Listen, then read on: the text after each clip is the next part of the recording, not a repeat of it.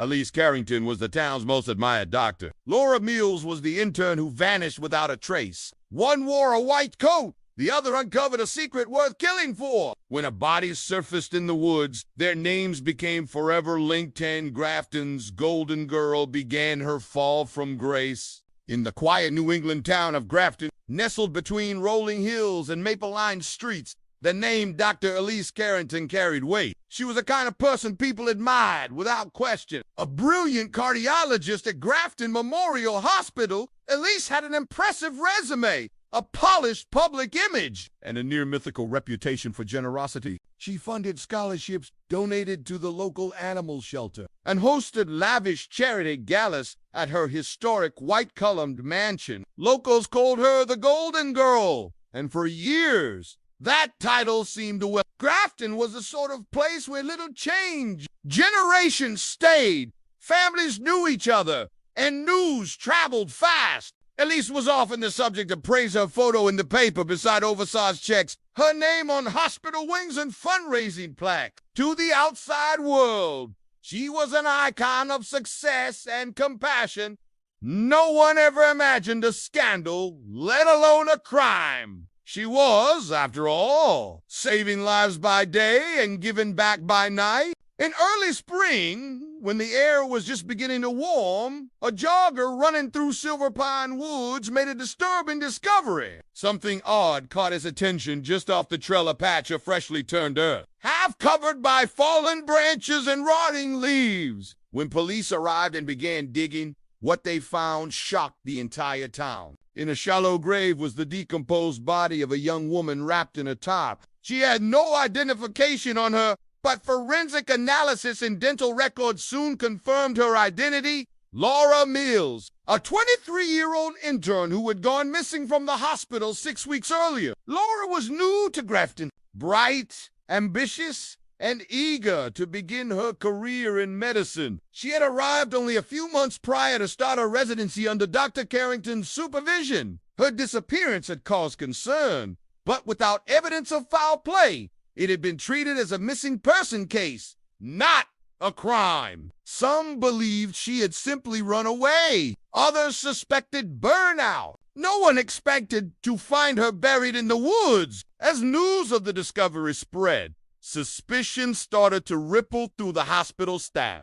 Why had Laura been killed? Who could have done something so horrific? In her initial interviews with detectives, Elise claimed she barely knew Laura. She insisted they had spoken only a few times during rounds. She expressed sorrow but appeared composed, even detached. To many, her demeanor was perfectly in line with her clinical, professional image. But to investigators, it raised questions. As detectives reviewed Laura's personal effects, they found a locked diary in her apartment. With permission from her parents, they forced it open. Inside were entries filled with confusion, anxiety, and subtle warnings. Laura had written about tensions at the hospital, about someone watching her, and her growing fear that she had stumbled upon something she wasn't supposed to see.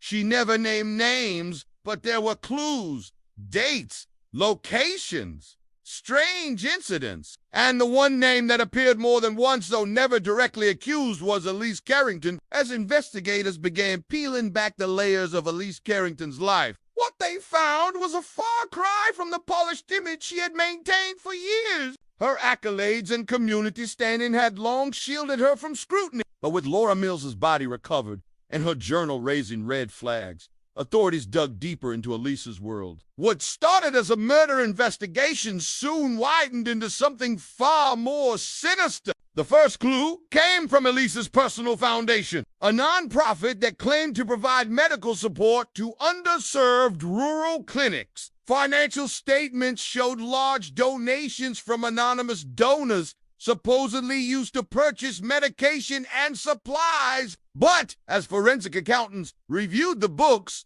inconsistencies became glaring. Medication orders were often duplicated, invoices were manipulated, and large sums of money had been routed through shell accounts. Over $2 million had moved through the foundation in just under 3 years, an unusually high amount for a small-town charity. Investigators followed the paper trail and found that many of the drugs being purchased through the foundation were controlled substances. These weren't going to clinics, they were being distributed illegally, part of a hidden supply chain operated by Elise and a few trusted associates. Using her medical credentials, she had been writing prescriptions to non-existent patients, filling them through cooperating pharmacies and redirecting the pills for sale on the black market. The discovery was shocking. Elise Carrington, Grafton's most trusted doctor, was running a drug operation under the guise of philanthropy. Yet there still wasn't a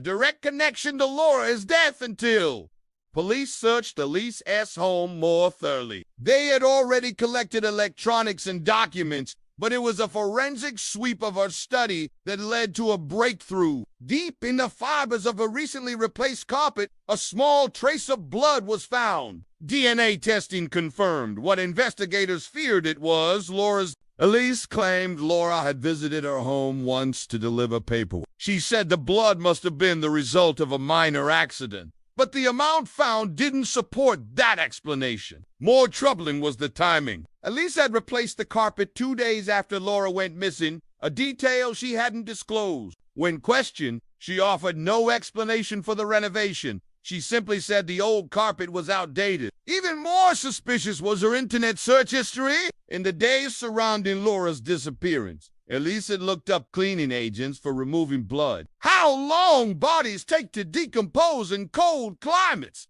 and whether DNA can be removed from textiles. Each search was damning.